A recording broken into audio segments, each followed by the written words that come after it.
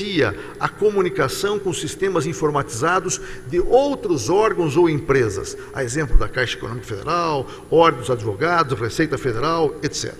Quarto, o alto grau de automatização, que dispensará a intervenção humana em inúmeras rotinas. E quinto, a virtualização que se vai alcançar de todo o processo judicial e não a mera digitalização de peças. Afora essas vantagens, acresce outra, tão ou mais importante para esta opção política da Justiça do Trabalho e do Conselho Nacional de Justiça por esse sistema do PJE. A cessão do sistema pela Justiça Federal da 5ª Região não envolveu repasse de recursos financeiros, isto é, não houve custos para a Justiça do Trabalho. Presentemente, o Tribunal Superior do Trabalho, o Conselho Superior da Justiça do Trabalho e os Tribunais Regionais do Trabalho promovem um verdadeiro mutirão para adaptar o processo judicial eletrônico PJE às funcionalidades do processo trabalhista. Mais precisamente, estamos desenvolvendo o módulo Fase de Conhecimento, 1º grau de jurisdição. É um projeto que desfruta da prioridade absoluta em minha gestão. Registro com satisfação que, mediante a cooperação dos regionais, que não me tem faltado também nesse aspecto, constituímos uma equipe que atualmente trabalha de forma exclusiva no desenvolvimento e na adaptação do PJE nas dependências do Tribunal Superior do Trabalho. São quase 50 servidores, analistas de sistema especializados em linguagem Java, dirigidos por um gerente de negócios e vários outros profissionais e devotados entusiasticamente à consecução desse projeto. Além disso, constituímos um comitê gestor próprio do PJE, integrado inclusive de advogado e membro do Ministério Público, para que suas deliberações tenham legitimidade. Os nossos grupos de negócios e de requisitos já identificaram as funcionalidades imprescindíveis para que a acenada adaptação do sistema seja desenvolvida para a fase de conhecimento do processo trabalhista no âmbito do 1º e do 2º graus de jurisdição. O cronograma elaborado, seguido à risca até aqui, prevê a implantação do PJE, fase de conhecimento, 1º grau, em vara do trabalho piloto, impreterivelmente até o dia 5 de dezembro deste ano. Estamos esperançosos, porém, de que até então possamos desenvolver também as adaptações do PJE concernentes às funcionalidades do 2º grau de jurisdição. Integra ainda o nosso plano de gestão a continuidade do desenvolvimento do PJE para a fase de execução, com um objeto mínimo e simplificado, a fim de que a implantação possa ser factível, pelo menos no médio prazo, sem prejuízo de um aperfeiçoamento paulatino e da natural evolução deste módulo do sistema. Paralelamente, nos próximos dias, vamos constituir um grupo de trabalho para avaliar os incontáveis impactos da breve implantação do PJE na Justiça do Trabalho e propor providências. O gestor tem que ter os olhos fitos sempre no próximo lance. Agora nós já estamos preocupados com os desdobramentos da implantação, muito em breve, do aludido sistema PJE. Estamos particularmente apreensivos, por exemplo, com a inafastável necessidade de readaptação de servidores cujas atividades serão extintas, a exemplo dos setores de autuação e distribuição. Preocupa-nos sobremaneira igualmente a capacitação e a conscientização do nosso público externo, usuário do sistema, em especial os advogados e membros do Ministério Público, que precisam bem conhecer a ferramenta tecnológica do PJE para dela fazer uso adequado e eficaz como entidades indispensáveis à administração da Justiça. Um fator de especial apreensão a propósito é o baixo índice atual de certificação digital de advogados. Segundo informações que obtivemos da própria Ordem, dos 750 mil advogados inscritos no país, 250 mil são advogados militantes e, portanto, o universo a ser atingido, em tese, pela certificação digital. No entanto, somente 52 mil destes 250 mil advogados dispõem de certificação digital, dos quais cerca de 30% localizados no estado do Paraná. A certificação digital não é só diminuta, mas está concentrada sobremaneira em uma unidade da federação, como se vê. Portanto, aproximadamente apenas 1/5 dos advogados que dela vão depender muito em breve contam hoje com certificação digital. É urgente, portanto, que se intensifiquem os esforços para a obtenção de certificação digital dos advogados, pois isso pode constituir um grave problema na implantação do PJE e não apenas na Justiça do Trabalho. Vê-se que, como toda solução, de conformidade com uma das mais caras leis de Murphy, a implantação do PJE criará novos problemas. Mas essa, infelizmente, é a história da humanidade. Penso que tais efeitos colaterais indesejáveis são transitórios e não nos devem retirar o entusiasmo e a mobilização pela implantação na Justiça do Trabalho do PJE, certamente o maior e o melhor sistema de processo eletrônico do Poder Judiciário Nacional, feito por nós e para nós, com um olhar voltado para atender o cidadão e a distribuição célere e eficiente de justiça. Outro campo em que focamos nossa gestão repousa no aprimoramento da legislação processual trabalhista, como foi bem aqui lembrado pelo nosso ilustre presidente, em especial para fazer frente à morosidade e ineficiência da execução trabalhista. Ninguém ignora o desalentador cenário atual, revelado pela intolerável taxa de congestionamento em execução, na ordem de 69% na Justiça do Trabalho. Pondero que, conforme demonstram estatísticas oficiais, em média, de cada 100 reclamantes que obtêm ganho de causa, somente 31, insisto, alcançam êxito efetivo na cobrança de seu crédito, objeto de decisão de mérito transitada em julgado. Para os demais, a sentença de mérito condenatória transforma-se, grosso modo, em parecer cultural. Reitero aqui o que ressaltei em meu discurso de posse.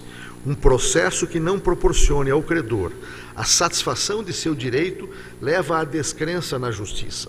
Não é concebível que o credor cível, regido pelo Código de Processo Civil, disponha hoje de um arsenal de meios de coerção do devedor muito maior que o titular de um crédito trabalhista de natureza alimentar. Irônico que isso suceda precisamente no processo trabalhista. Irônico que isso suceda justamente no instante em que os processualistas de todo o mundo lutam para dar efetividade ao processo. Mais precisamente, lutam pela adoção de instrumentos processuais aptos a promover uma efetiva, adequada e tempestiva tutela dos direitos. Não paira dúvida, porém, de que uma das causas para a execução constituir o grande ponto de estrangulamento do processo trabalhista brasileiro reside no disciplinamento normativo precário e anacrônico da CLT e das leis esparsas que também disciplinam a execução, porque tudo isso, como sabemos, é um tradicional foco de acaloradas controvérsias. Daí porque o Tribunal Superior do Trabalho, o Tribunal, não a Presidência, o Tribunal Superior do Trabalho vem de aprovar e enviar ao Ministério da Justiça para muito em breve encaminhamento por certo ao Congresso Nacional, anteprojeto de lei destinado a disciplinar o cumprimento das sentenças e a execução dos títulos extrajudiciais. Projeto este, diga-se, por dever de justiça, elaborado por douta comissão de magistrados instituída no início de minha gestão. É um projeto avançado e consentâneo, em meu entender, com as exigências modernas de propiciar muito maior efetividade à execução trabalhista, dotando o magistrado de meios de coerção do devedor já assegurados no processo civil, entre outros aspectos. A exemplo da multa pelo não cumprimento de sentença que impõe a condenação pecuniária, ampliação da extensão da execução provisória, possibilidade de parcelamento do débito como estímulo ao adimplemento da obrigação, entre muitas outras inovações. Alinhado a esse mesmo escopo, vem de ser aprovado pelo Congresso Nacional e aguarda sanção presidencial no momento, o projeto de lei do Senado número 77 de 2002, que institui a certidão negativa de débitos trabalhistas como requisito indispensável para a empresa participar de licitação. Fruto de ingentes esforços de longos anos da atual e de anteriores gestões do Tribunal Superior do Trabalho, a aprovação desse projeto seguramente também contribuirá sobremodo para a efetividade da execução trabalhista, pois é mais um mecanismo de coerção destinado a que o reclamante credor possa receber o seu crédito líquido e certo já reconhecido pelo Estado. A certidão negativa de débitos trabalhistas será expedida gratuita e eletronicamente para comprovar a inexistência de débitos inadimplidos perante a Justiça do Trabalho em relação aos processos em fase de execução após o trânsito em julgado de sentença condenatória. Na verdade, esse projeto de lei só prejudica o mal pagador, aquele em relação ao qual já há uma sentença condenatória transitada em julgado. Este não obterá a certidão negativa, senão quando quitar o seu débito. A Justiça do Trabalho, nos próximos meses, próximos 6 meses mais precisamente, período de vacatio legis, tem o grande desafio também de aparelhar-se e capacitar-se para emitir igualmente a certidão positiva de débitos trabalhistas com eficácia de certidão negativa, como prevê o projeto de lei, caso seguro o juízo pela penhora. Esse projeto de lei, como se recorda, saiu do Tribunal Superior do Trabalho há muitos anos, 2002, 2003, e não previa essa certidão positiva negativa. Ela foi inserida na tramitação do projeto no Congresso Nacional e está prevista para a hipótese de o juízo ser seguro pela penhora, isto é, de não obstante transitada em julgado a sentença condenatória, o executado dispor-se a discutir o quantum de beatur em execução.